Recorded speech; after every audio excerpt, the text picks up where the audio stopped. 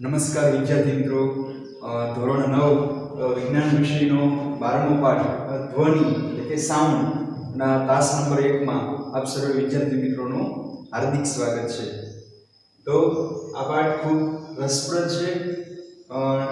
નામ પરથી જે આપણને ખ્યાલ આવે છે ધ્વનિ એટલે કે સાઉન્ડ, જુદા જુદા પ્રકારના જે સાઉન્ડ આપણે આજુબાજુ ઘણા જ માધ્યમોથી સાંભળીએ છીએ। આપણે અત્યાર સુધી આજુબાજુ એવા ઘણા બધા સ્ત્રોતો જે ધ્વનિ ઉત્પન્ન કરે છે, એમાંથી ઘણી બધી ધ્વનિ આપણા કર્ણોને પ્રિય હોય, સાંભળવી ગમે, જ્યારે કેટલીક ધ્વનિ એવી છે જે આપણને સાંભળવી નથી ગમતી। એને આપણે આગળના ધોરણમાં શીખી ગયા કે જે આપણા કાનને સાંભળવું ગમે તેવા ધ્વનિને આપણે સંગીત કહીએ છીએ, અને જે ધ્વનિ આપણને સાંભળવી ન ગમે એને આપણે ઘોંઘાટ કહીએ છીએ। બરાબર?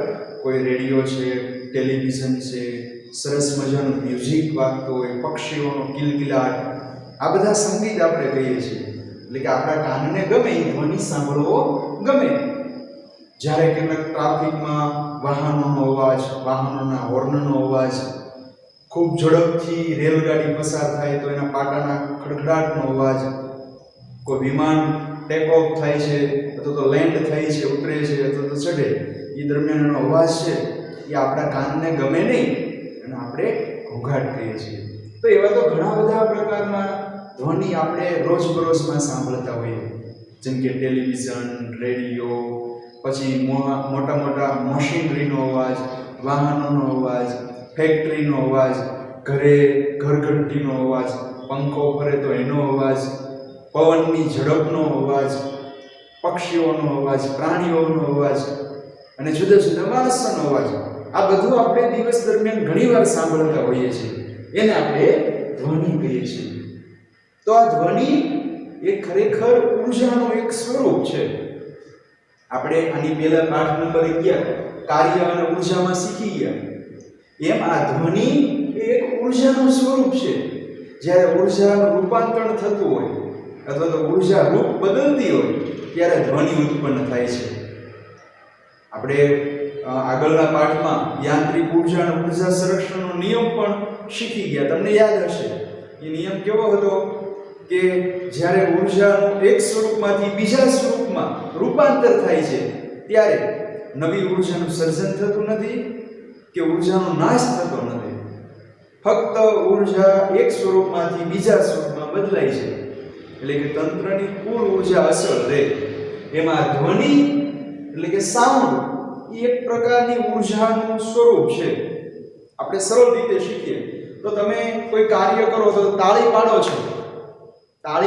છો, તો આ ઘટનામાં તમે ઉર્જા વાપરી, તમારા સ્નાયુ દ્વારા સ્નાયુ ઉર્જા વાપરી, તો સ્નાયુ ઉર્જા દ્વારા ઘર્ષણ થયું હથેળીનું અને એને લીધે ધ્વનિ ઉત્પન્ન થયો। બરાબર? તો આ ધ્વનિ કઈ રીતે ઉત્પન્ન થયો કે તમારી જે શરીરની અંદર શક્તિ હતી, રાસાયણિક ઉર્જા, એની મદદથી સ્નાયુઓનું હલનચલન કર્યો અને સ્નાયુ શક્તિને લીધે સ્નાયુ ઉર્જાનું ધ્વનિ ઉર્જામાં રૂપાંતર થયું। એટલે હવે તમને સમજાઈ ગયું કે ધ્વનિ એ ખરેખર કંઈક ઉર્જાનું સ્વરૂપ છે, એક પ્રકારની ઉર્જા જ છે। તમે આગળના ધોરણોમાં શીખશો ધ્વનિ ઉર્જા વિશે ખૂબ વધારે ઊંડાણપૂર્વક। આ પાઠમાં પણ આપણે એ જ શીખીશું કે ધ્વનિ કઈ રીતે ઉત્પન્ન થાય, ધ્વનિ એક જગ્યાએથી બીજી જગ્યાએ કઈ રીતે પહોંચે, કોઈ માધ્યમની જરૂર પડે છે એને, અથવા તો કઈ રીતે ગતિ કરીને આપણા કાન સુધી પહોંચે, એને આપણા કાન સુધી પહોંચવા માટે ક્યાં ક્યાંથી પસાર થવું પડે, કેવા કેવા પ્રકારના ધ્વનિ હોય, ધ્વનિના કઈ કેવા લક્ષણો હોય, એ બધું આપણે આ પાઠની અંદર શીખવાનું છે। ખૂબ રસપ્રદ પાઠ છે।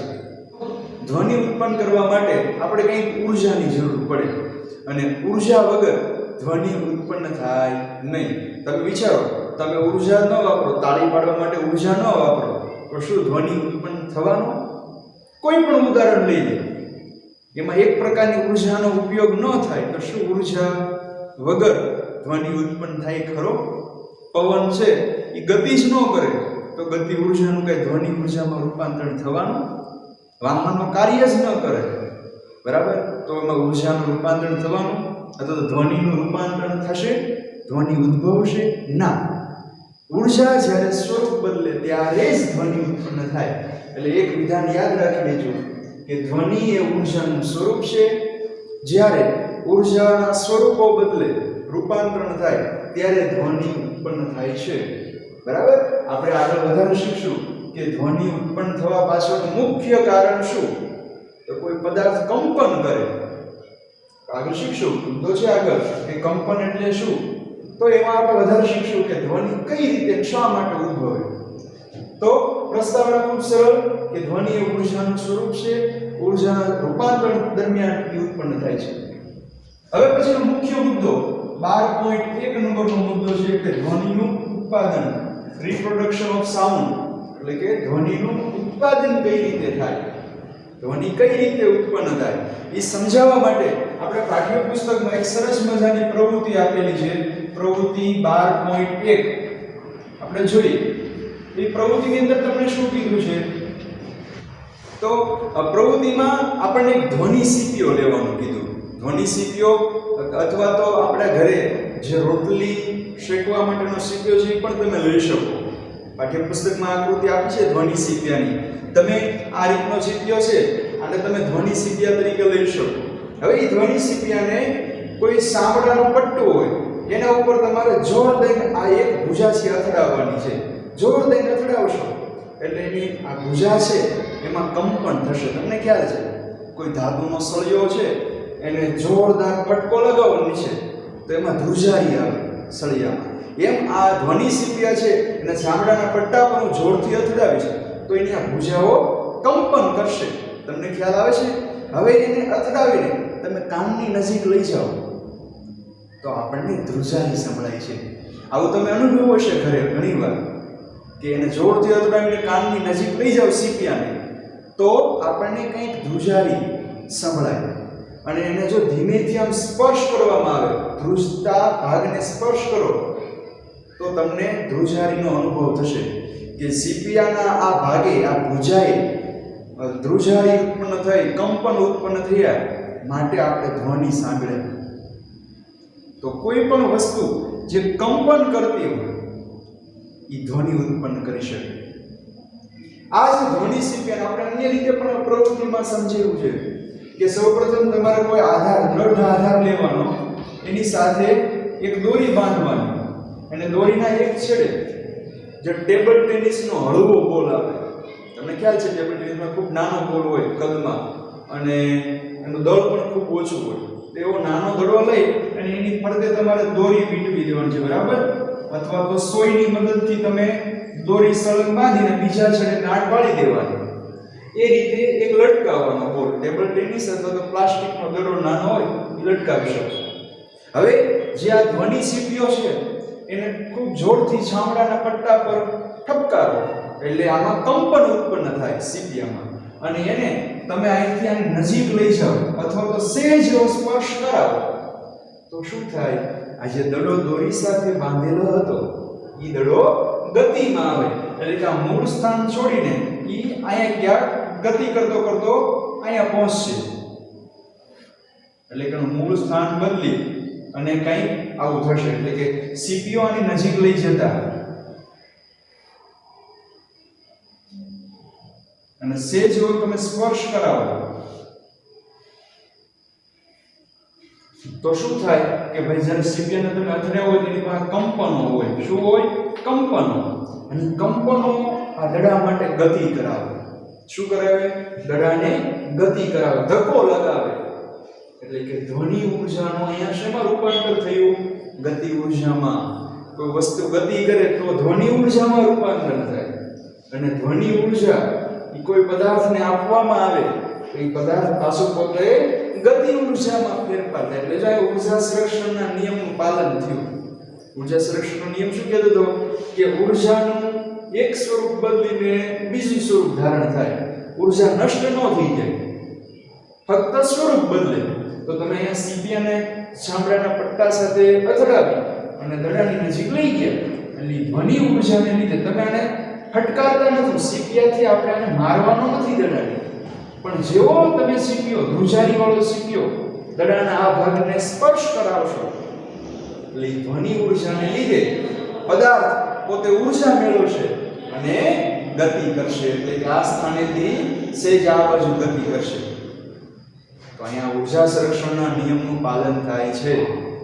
અને આ પ્રવૃત્તિ આપણને ધ્વનિનું ઉત્પાદન કઈ રીતે થાય, ધ્વનિ ઉત્પન્ન કેમ થાય છે એની સમજ પણ આપે કે સીપીઓ જ્યારે કંપન કરે છે એટલે કે ધ્રુજારી અનુભવે છે ત્યારે આપણે ધ્વનિ સાંભળી શકીએ છીએ. આગળ વધારે સમજ આપવા માટે આપણે પાઠ્યપુસ્તકમાં આ ધ્વનિ સીપિયાની મદદથી એક બીજી પ્રવૃત્તિ આપી છે, પ્રવૃત્તિ નંબર 12.2.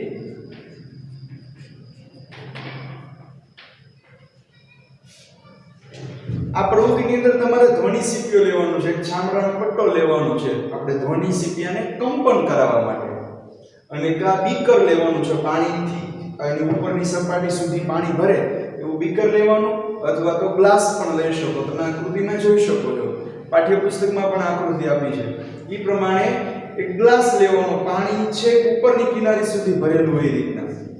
ત્યારબાદ પ્રવૃત્તિમાં શું કરવાનું કે ધ્વનિ સીપિયો લેવાનો અને એને ફરીવાર ચામડાના પટ્ટા સાથે અથડાવી અને એની જે આડી ભુજા છે તમે આકૃતિમાં જોઈ શકો એ રીતે આડી ભુજા એ પાણી જે સપાટી પર છે ત્યાં એને એ સપાટીને એ ભુજાને પાણી પર અડે એ રીતે સ્પર્શ કરાવવાનો છે. આવું તમે કરી શકો ઘરે. તો તમે જોશો કે જેવી ધ્રુજારી વાળો જે ભાગ, સીપિયાનો જે ધ્રુજારી વાળો ભાગ એ જેવો પાણીને તમે અડાડો, સ્પર્શ કરાવો તો શું થાય, પાણીની અંદર કંપનો ઉત્પન્ન થાય, વલયો ઉત્પન્ન થાય. એવું તમે જોઈ શકો.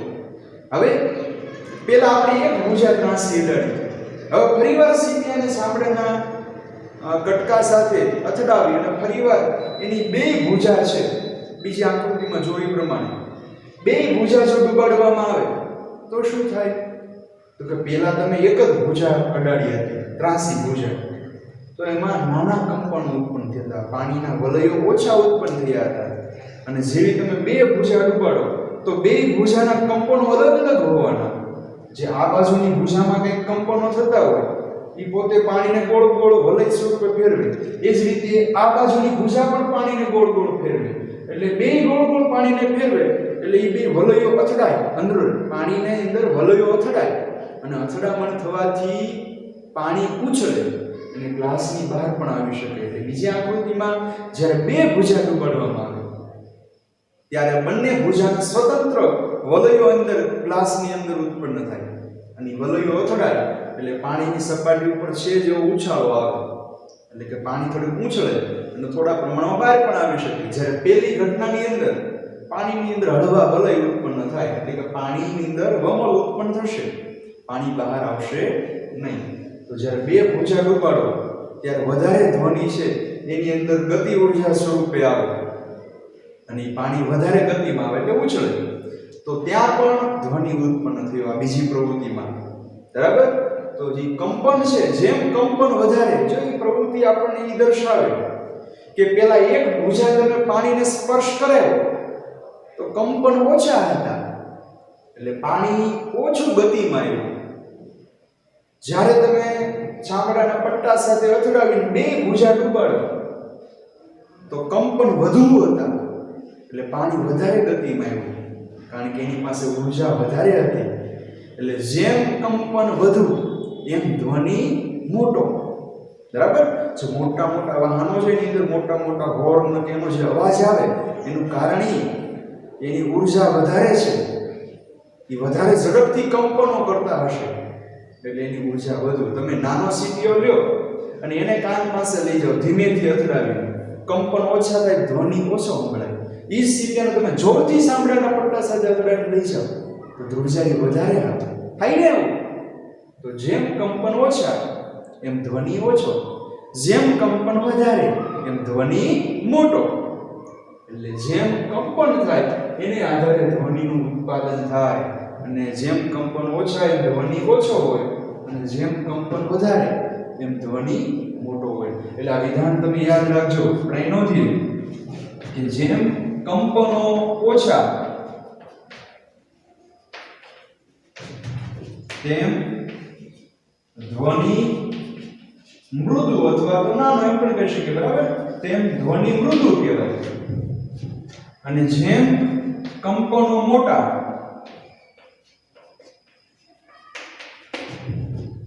એમ ધ્વનિ મોટો હોય એટલે કે પ્રબળ ધ્વનિ હોય. તો હવે તમે સમજી શકો કે જ્યારે જ્યારે કોઈ વસ્તુ કંપન કરે છે ત્યારે ધ્વનિ ઉત્પન્ન થાય છે એમ કહેવાય. તો હવે આપણે સમજીએ કે ધ્વનિ કેવી રીતે ઉત્પન્ન થાય. બરાબર, ધ્વનિ કઈ કઈ રીતે ઉત્પન્ન થઈ શકે. તો તમે ઘણા બધા ધ્વનિ સાંભળો છો, એ જ્યાંથી ઉત્પન્ન થાય છે એનો સ્ત્રોત છે ત્યાં તમે જો બારીક નિરીક્ષણ કરવામાં આવે તો ખ્યાલ આવે.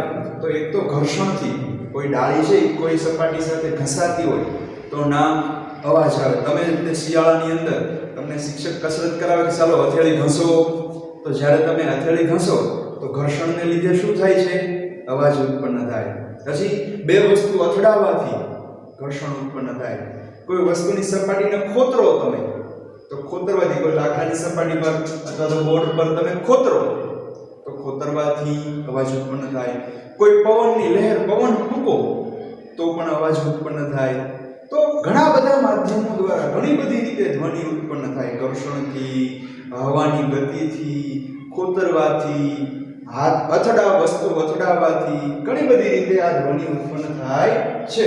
અને મુખ્ય કારણ કે જ્યારે એ વસ્તુ અથડાવીએ, કંપિત કરીએ છીએ, વસ્તુને અથડાવો, ઘર્ષણ થાય, ગતિ કરે, ત્યારે એની અંદર જે કંપન ઉત્પન્ન થાય, એ કંપનને લીધે ધ્વનિ ઉત્પન્ન થાય છે. તો ખરેખર આપણે સમજીએ કે કંપન એટલે શું. ક્યારના આપણે કંપન કરીએ છીએ. તો આ કંપન એટલે શું? તો કે કોઈ પદાર્થની વારંવાર ઝડપથી આમ તેમ કે આગળ પાછળ ગતિ થતી હોય એને કંપન કહેવાય. શું? કોઈ પદાર્થની ઝડપથી વારંવાર, એકવાર નહીં વારંવાર આગળ પાછળ અથવા તો આમ તેમ ગતિ થતી હોય ને આપણે કંપન કહીએ. આપણે આ સીપિયાને જ્યારે તમે અથડાવો ચામડાના પટ્ટા સાથે, તો આ જે ભુજા છે ઝડપથી વારંવાર, કેટલી બધી વાર આમાં સીપિયાની આ ભુજા થાય. એટલે કે જ્યારે તમે સીપિયાને અથડાવો તો વારંવાર, ઝડપથી અને આમ તેમ અથવા તો ઘણીવાર આગળ પાછળ જો કોઈ વસ્તુ ગતિ કરતું હોય તો એ કંપન કરે છે એમ કહેવાય. એટલે આપણે કંપનની વ્યાખ્યા નોંધીએ. ઘણીવાર પૂછાય કે કંપન એટલે શું? તો કે ભાઈ કોઈ પદાર્થની વારંવાર, ઝડપથી, આમ તેમ કે આગળ પાછળ થતી ગતિ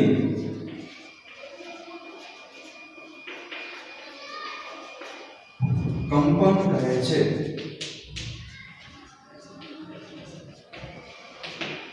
બરાબર, કંપનની વ્યાખ્યા ખૂબ સરળ કે કોઈ પદાર્થ હોય, કોઈ વસ્તુ લઈ લો, એ વસ્તુની વારંવાર, ઝડપથી અને આમ તેમ એટલે કે ઉપર નીચે અથવા તો આગળ પાછળ થતી જે ગતિ છે એ ગતિને કંપન કહે છે.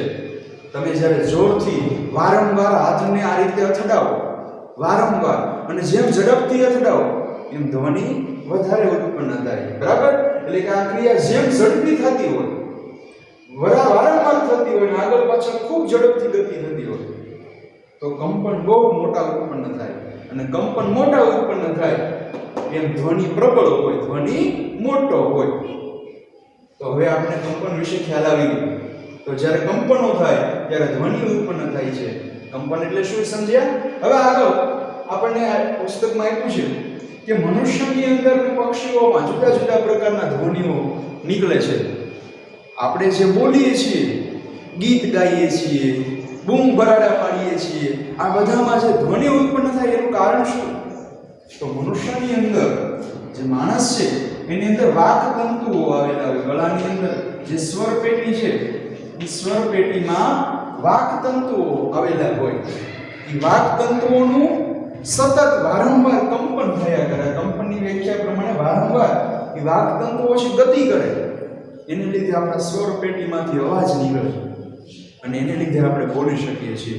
તમે નાના ધોરણમાં 8મા ધોરણની અંદર શીખી ગયા કે જુદા જુદા વ્યક્તિઓની બોલવાની છટા અથવા તો એની જે ધ્વનિ છે એમાં મીઠાશ હોય, કોકનામાં કર્કશતા હોય, કોક ખૂબ મીઠું બોલતા હોય.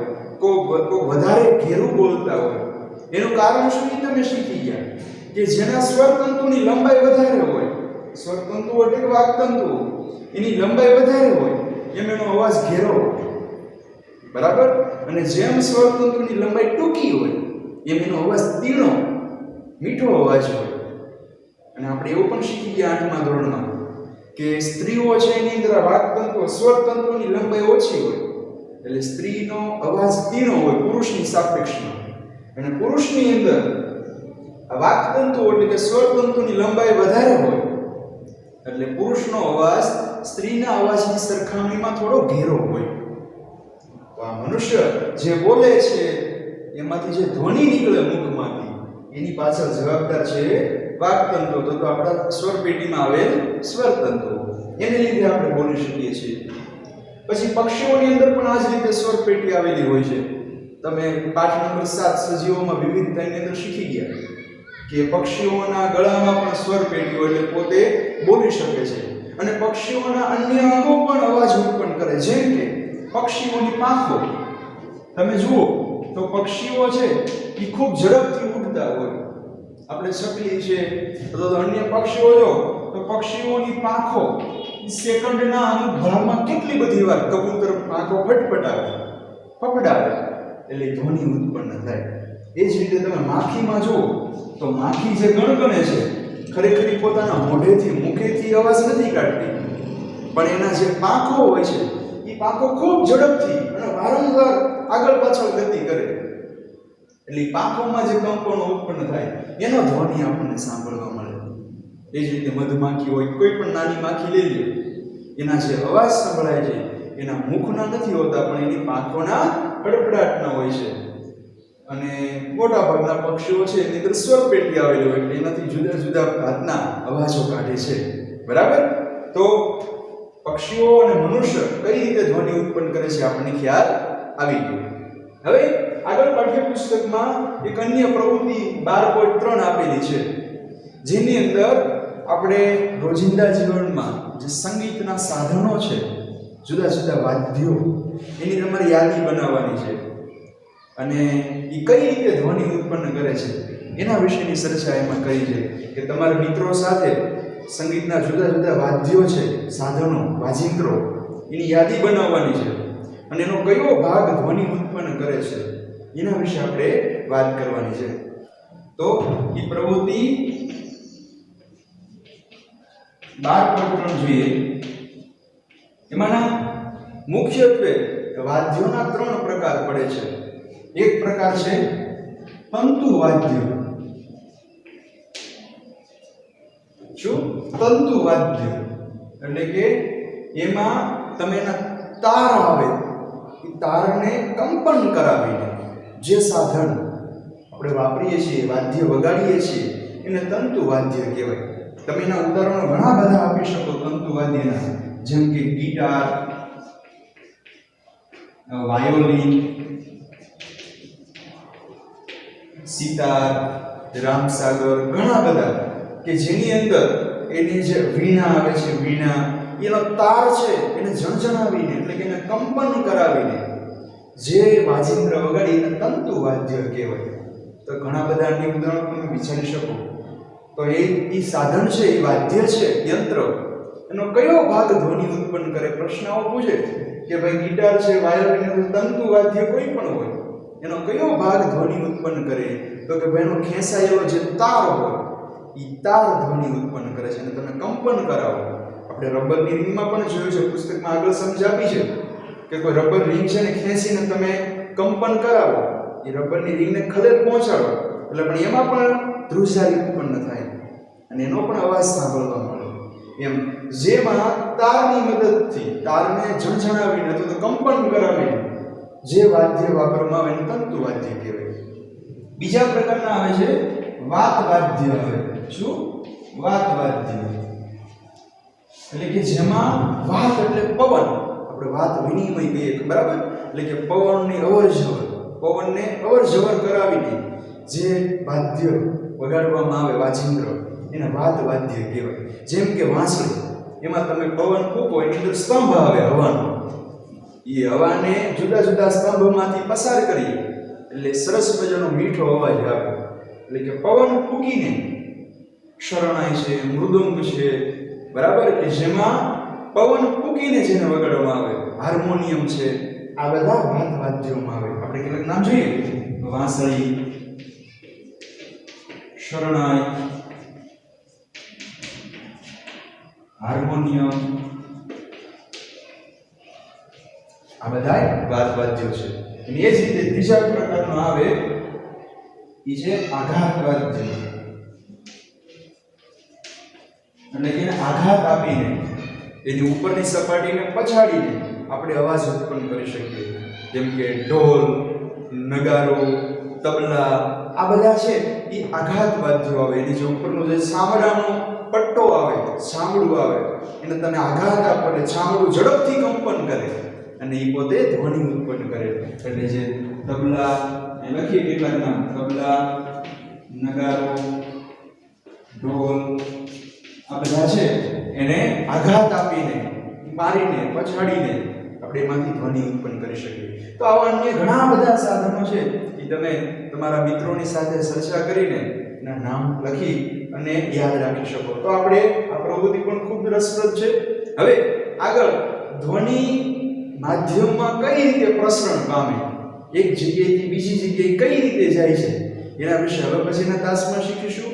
આ તાસમાં ખાસ ધ્વનિ એ શું છે તો કે ભાઈ ઊર્જાનું સ્વરૂપ છે. ઊર્જાના જ્યારે રૂપાંતરણો થાય ત્યારે ધ્વનિ ઉત્પન્ન થાય છે અને એનું ઉત્પાદનનું મુખ્ય કારણ શું? આ બે પ્રવૃત્તિની મદદથી શીખ્યા કે ધ્વનિ સીપિયાને જ્યારે કંપન કરાવી અથવા અથડાવી ત્યારે એનામાં કંપનો ઉત્પન્ન થાય અને એને લીધે ધ્વનિ સંભળાય છે. બરાબર. અને પછી પ્રવૃત્તિ 12.2 માં જોયું કે જેમ વધારે કંપનો હતા એમ ધ્વનિ ખૂબ મોટો હતો, જ્યારે જેમ ઓછા કંપન હોય ધ્વનિ મૃદુ હોય, બરાબર, નાનો હોય. અને ત્યારબાદ કંપન વિશે આપણે શીખ્યા અને ધ્વનિ કઈ રીતે ઉત્પન્ન થાય કે વસ્તુને અથડાવવાથી, ખોતરવાથી, બરાબર, હવા ફૂંકીને ઘણી બધી રીતે ધ્વનિ ઉત્પન્ન થાય છે. અને છેલ્લે મનુષ્ય પક્ષીઓમાં ધ્વનિ કેવી રીતે ઉત્પન્ન થાય જોઈએ. તો આ તાસમાંથી નીકળતા એટલે ટૂંકા પ્રશ્નો છે એ તમે જાતે કાઢીને એના જવાબ સાથે પાકી બુકમાં નોંધજો. હવે પછી તાસ નંબર 2 માં આગળના નવા મુદ્દા સાથે ફરી મળીશું. ત્યાં સુધી અસ્તુ. જય હિન્દ.